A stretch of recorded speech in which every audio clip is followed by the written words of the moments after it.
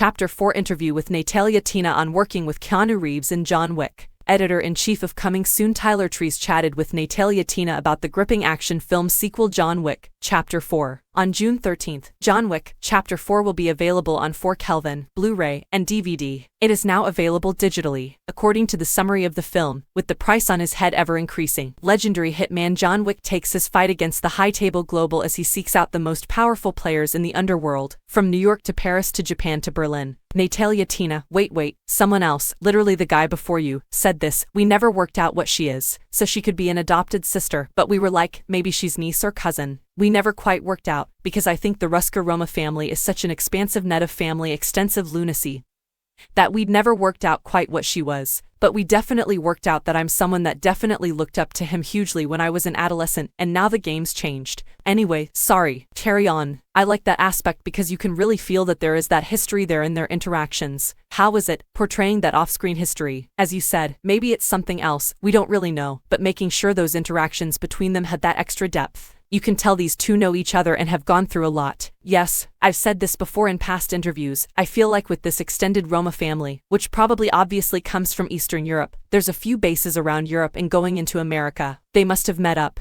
In my mind, they last saw each other when she was a teenager and he was just beginning to really hit his stride as a proper assassin.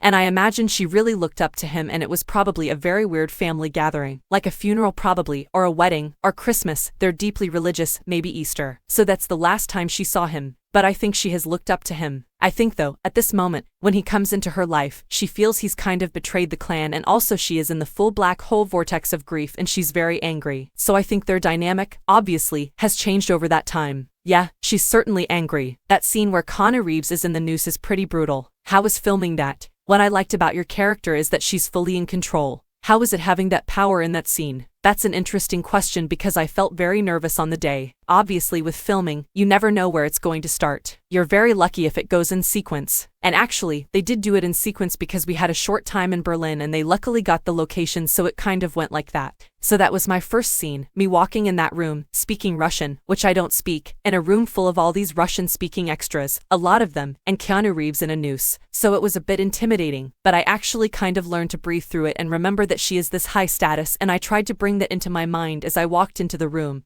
that she's actually the one in power in this room. That was the helpful thing to get through it. Is there a certain persona you're known for the most? No, actually, because of my work on Spanish language films and other projects, I am more well known in Spain, and even for something like Harry Potter and Game of Thrones. I suspect it might be because I play the Spanish actor in one of those universes. Oddly, I experience that frequently at airport security, albeit perhaps not on the street. They stare at me. Are you? I said, yeah. So it usually happens when I'm somewhere like Madrid, Barcelona,